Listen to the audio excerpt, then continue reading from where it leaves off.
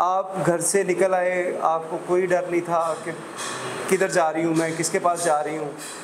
मुझे तो जिसके साथ मैं अपने दोस्त के साथ आई थी, मुझे तो उस पर भरोसा था ना, मैं तो उसके साथ घर से निकली थी। पहले आपने सैलून पे काम किया? हाँ जी। सैलून पे कितना अर्सा रही? वो ही है ना, वो सैलून का कह के लेकर जाती है ना। अच्छा, सैलून का हाँ क्या क्या लेके जाती है, उसके बाद? जी, उसके बाद ये गलत काम करवाती हैं। यानी कि आप 13 साल की थी जब आप घर से भागी थी? जी। आपकी उम्र क्या? मेरी उम्र 16 साल। और आपकी? 20 साल? 30 साल। हमने वो निकाहनामे की प्रोब शुरू की कि वो निकाहनामा क्या है। उसकी जब प्रोब शुरू की तो जिस निकाह खान ने वो रजिस्टर किया हुआ था उसके ऊपर 2 FIR थी। आमिर शहजाद उसका नाम है। इस मुमताज़ बीबी ने जब हमने मज़ीद तफ्तीश की तो वो हर लड़की के एवज़ वीकली 50,000 रुपये लेती थी उस अड्डे से। ये वो ख़वातीन हैं जिनको पुलिस की जानिब से रिकवर किया गया, इनसे बात करेंगे। ये कितने अरसे से वहाँ पे थी और क्या सूरत हाल थी, वहाँ पे पहुँची कैसे? आप पहले बात करेंगी, आप बताएंगी आप पहुँची कैसे वहाँ पे? जी अस्सलाम जी, मैं उसके कहते हैं ये आंटी मुझे लेकर गई थी।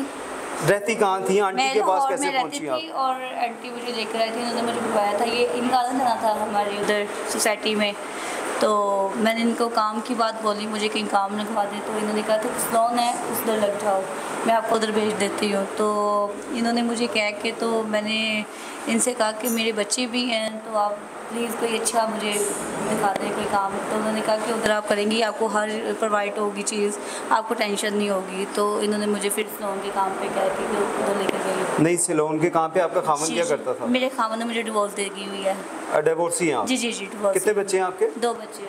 2 बच्चे। आपने उस खातून से कहा मुझे कोई काम लगवा दें, सैलून के लिए काम लेके जाएं? हाँ, वो कहती मैं आपको काम से करवा दूँगी, फिर आप वहाँ पे जॉब कर लेना कि आपको रिहाइश भी मिलेगी और बच्चों का भी। अच्छा, पहले आपने सैलून पे काम किया? हाँ जी। सैलून पे कितना अर्सा रही?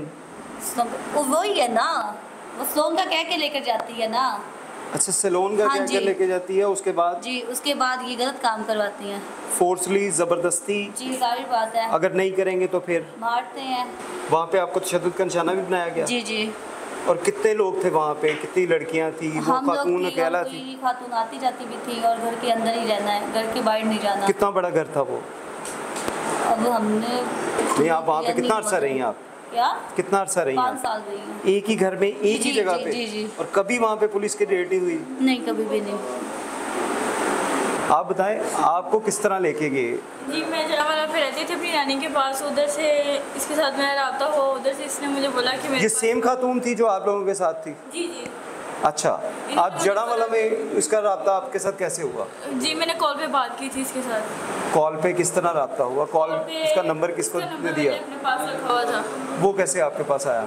वो ऐसे है कि मैंने अपनी मामा का नंबर भी रखा हुआ था, कभी कभार मैं किसी के फ़ोन से अपनी मामा के साथ और इसके साथ बात कर लेती थी। ये एक साथ मेरी फ्रेंड बनी हुई थी। अच्छा। तो इनको मैंने बोला कि मैं यहाँ पे डिस्टर्ब हूँ, मैं ठीक नहीं रह रही, मेरे पास कोई खर्चा वगैरह नहीं है। इन्होंने मुझे 2000 रुपये जरूर बोलती। नहीं, जड़ावाला में किसके पास आप रह रही थी? नानी के पास रह रही थी, उधर मेरी नानी लोग। तो आपके पेरेंट्स कहाँ हैं?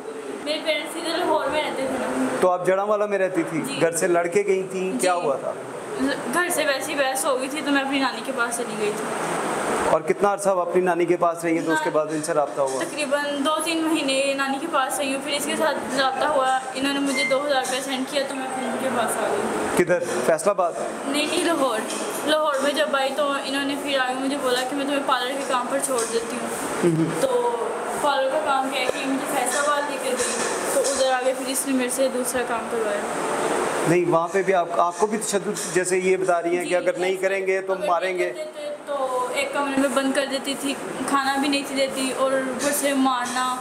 अगर हम कहते थे कि हमें मेरे घर वालों से मिलवाओ, तो बोलती थी कि नहीं, वो लोग तुमको पर्चा करवा देंगे, तुम्हें मार देंगे, ये वो ऐसा होता था।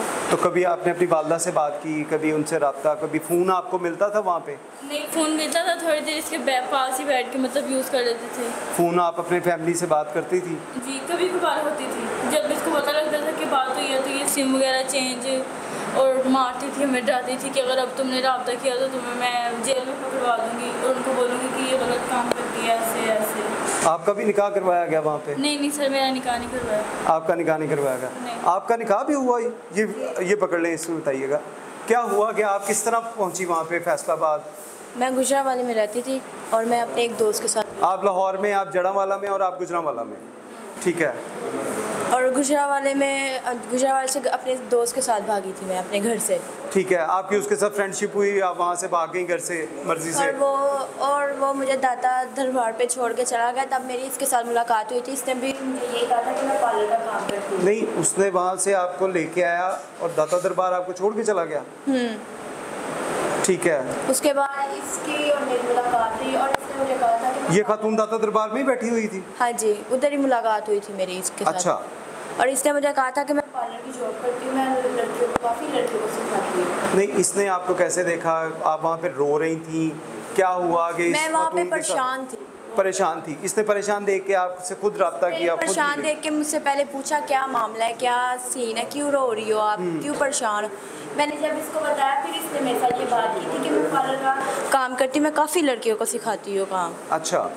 और फिर उसके बाद ये अपने घर ले गई और उसके बाद इसने कोई नशा मुझे करवाया और मेरे साथ पहली दफ़ा किया। उसके बाद ये मुझे इस्लामाबाद छोड़ आई। इस्लामाबाद से मैं जब वापस आई तो इसने फिर मेरे घर वालों ने पर्चे वगैरह करवाए, इस पर केस वगैरह किया। तो उसके बाद इसने मुझे डराया, धमकाया कि तुम्हारे घर वाले तुम्हें मारेंगे, ये करेंगे, वो करेंगे।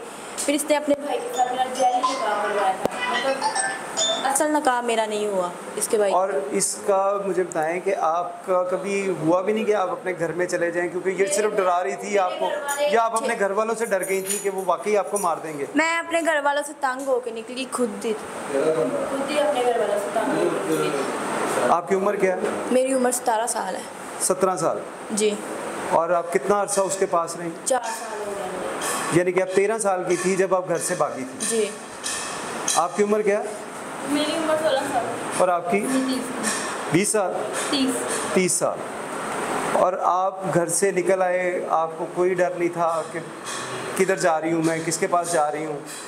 मुझे तो जिसके साथ मैं अपने दोस्त के साथ आई थी, मुझे तो उस पर भरोसा था ना, मैं तो उसके साथ घर से निकली थी। नहीं तो आप यहाँ पे आई तो आपको पैसे दिए जाते थे? यही लेती थी पैसे। यही पैसे लेती? कितने पैसे लेती? कोई आइडिया था आपको? जब ये मुझे इस्लामाबाद में छोड़ के आई थी 5-6 लाख लेके आई थी वहाँ से इसने आपके 5-6 लाख रुपए लिए। और कितना अर्सा आप इस्लामाबाद में रही? 3 साल। 3 साल आप इस्लामाबाद में। और इस्लामाबाद जिसके पास रहे उसने आपको कभी पैसे दिए, कोई खर्चा पानी? नहीं, कुछ भी नहीं देते थे? उसको इसने मना किया हुआ था। खाना देते थे आपको? और वहाँ पे कितने लोग थे आपके साथ? लड़कियाँ और कितनी थी? बाहर की भी लड़कियाँ थी और मैं भी थी वहाँ पे। ये सारा ही काम था। और अब आप लोग सारे निकले कैसे? क्या हुआ? पुलिस ने रेड किया? क्या हुआ उसके बाद? ठीक है, उसके बाद नूर के घर वालों ने इसकी, ये नूर है, हाँ जी। इसके घर वालों ने FIR करवाई?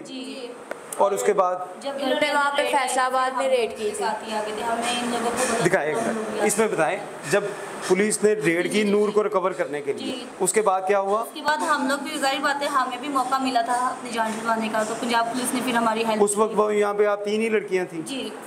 और वो जो खातून थी वो घर पे थी? जी जी। उसको पुलिस ने पकड़ा, फिर आप लोगों जी, ने भी जी। बताया कि हमारे साथ भी यहाँ पे ऐसा जाहिर बात है हमारी भी जान छूटनी थी ना। इस वक्त हमारे साथ DIG OCU मौजूद हैं इमरान केशवर साहब। उनसे बात करेंगे और उनसे पूछेंगे कि इस स्टोरी के अंदर पुलिस की तरफ से ब्रेकअप कैसे किया गया, पुलिस कैसे पहुंची, पुलिस ने किस तरह रिस्पॉन्ड किया। इमरान साहब बताइएगा कि इस स्टोरी का आगाज़ कैसे हुआ, आप लोग वहाँ तक कैसे पहुँचे, कोई कंप्लेनेंट आया आपके पास या आपने खुद ही इसके ऊपर जो है वर्किंग का आगाज़ किया गया? महानूर नाम की एक लड़की है 16 साल की, वो घर से गायब होती है और उसकी एक FIR भी दर्ज नहीं है, यानी वो 1 साल से गायब थी। और अचानक उसने अपने किसी जानने वाले से रब्ता किया कि पुलिस को ये इतला दी जाए कि मैं यहाँ पे एक घर में अनलॉफुली डिटेन हूँ और मुझे यहाँ से निकलने का मौका भी नहीं मिल रहा। उस कंप्लेंट पे हमने एक्शन लिया और उसमें हमने मज़ीद उसकी डिटेल प्रोब करनी शुरू की, तो उसका FIR दर्ज नहीं थी। लेकिन हमने इसको यहाँ पे फिनिश नहीं किया, उसको आगे लेके गए। उसकी जब ट्रेस करते करते कॉल की हम वहाँ पे उसको जब तलाश किया हमने महानूर को, तो उसकी तलाश के दौरान हमें एक खातून, महानूर जब घर से गायब हुई थी तो वो एक बंदे के साथ, जिसके साथ उसका निकाह, उसके ख्याल में वो निकाह के लिए घर से निकली थी, वो आई दाता दरबार में और वहाँ पे उस बंदे को ये बंदा एक बीबी के इसको हवाले करके वहाँ से गायब हो गया। ठीक है। उसके बाद फिर उस बीबी ने, जिसका नाम मुमताज़ बीबी था, उसको लेके अपने घर आ गई और वहाँ से उसने इसको ट्रांसपोर्ट कर दिया, ट्रैफिक कर दिया फैसलाबाद में किसी प्रोस्टिट्यूशन डैन पे। जब हमने उस बीबी को जब कैमरास के साथ ट्रेस किया, जो दाता दरबार के कैमरास थे और फिर सारी चीज़ें, उसकी मदद से हमने टेक्निकल इन्फॉर्मेशन भी साथ सुपर इम्पोज करते हुए हम मुमताज़ बीबी तक पहले पहुँचे कि वो बीबी जिसके पास ये बच्ची वहाँ पे छोड़ के गया था वो कौन है और वो कहाँ लेके गई है बच्ची को। वो हम जाते जाते उसको फिर जब तलाश किया तो उसने दौरान तफ्तीश ये रिवील किया कि ये जो बच्ची है मानूर, ये फैसलाबाद में फ़लाँ जगह पे, और उस वक्त ये मानती नहीं थी। वो कहती थी इसने निकाह किया हुआ है और इसके पास एक वैलिड निकाहनामा भी था। उसने कहा कि ये निकाह करके यहाँ से गई थी और ये निकाह शुदा है, ये फैसलाबाद में अपने घर में खुश है। हमने वो निकाहनामे की प्रोब शुरू की कि वो निकाहनामा क्या है। उसकी जब प्रोब शुरू की तो जिस निकाह खान ने वो रजिस्टर किया हुआ था उसके ऊपर 2 FIR थी, आमिर शहजाद उसका नाम है, और 10 निकाह हमें वहाँ पे और मिले जिनकी कैंसलेशन मूव हुई थी कोर्ट में। उसके बाद हमने दोबारा मुमताज़ बीबी को इंटेरोगेट किया और फिर उसके बाद हमें रिवील हुआ कि वहाँ पे हमने इंडिकेट किया कि कौन सा घर है फैसलाबाद में जिस पे ये रह रही है। तो फिर वहाँ पे फैसलाबाद में LDA टाउन में वहाँ पे हमने रेड किया। तो वहाँ से हमने जब रेड किया तो महानूर को भी बरामद कर लिया और महानूर के साथ 2 और लड़कियाँ, मुस्कान और कोमल, वो भी बरामद हो गई। वो भी छोटी उम्र की थी, टीनेजर्स थी। जब हमने उनको इंटरव्यू किया, उन विक्टिम्स को, बच्चियों को, तो उनकी स्टोरी भी सिमिलर थी। वो भी घर से निकली, वो भी निकाह के लिए निकली थी और वो घरों को छोड़ के जब वो निकाहनामा उनको दिखा दिया जाता था, एक की FIR दर्ज थी गुजरांवाला में, उनके वालिदैन ने FIR दर्ज कराई थी, लेकिन वो FIR भी जो है वो इस बुनियाद पर ख़ारिज कर दी गई कि वो 164 का बयान लड़की ने जाके अदालत में दे दिया कि मैंने अपनी मर्ज़ी से निकाह कर लिया, और वो लड़की को वाकई दिखाया गया था। उस लड़की ने वो फर्स्ट एंड लास्ट टाइम था कि अपने हस्बैंड को देखा था, यानी उस निकाह जिस दिन निकाह हुआ उस दिन के बाद से उसने उस लड़की को देखा ही नहीं, तो लड़के को देखा ही नहीं जिससे उसका निकाह हुआ था। वो भी उसको छोड़ के वहाँ पे चला गया।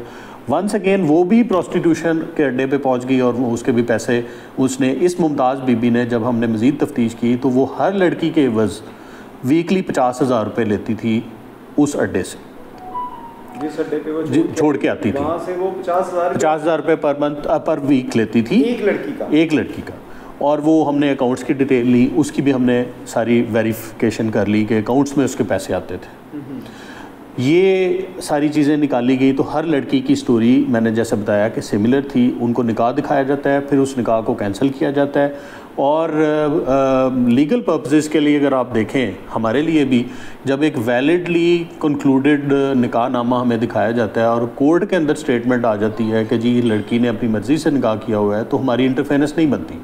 लेकिन ये निकाह भी फोर्ज होता था। निकाह के बाद खामद को भी कभी नहीं मिलती थी लड़की, और उसके बाद फिर सिर्फ प्रोस्टिट्यूशन के लिए इस्तेमाल होती थी और इन लड़कियों को सिर्फ कपड़े और खाने पीने दिए जाते थे। इसके अलावा इन बच्चियों को कुछ नहीं था मिलता। ये छोटी बच्चियाँ हैं, टीन एजर्स बच्चियाँ हैं, उनको डिटेन रखते थे, उनकी सर्वेलेंस करते थे ताकि ये कहीं से गायब ना हो।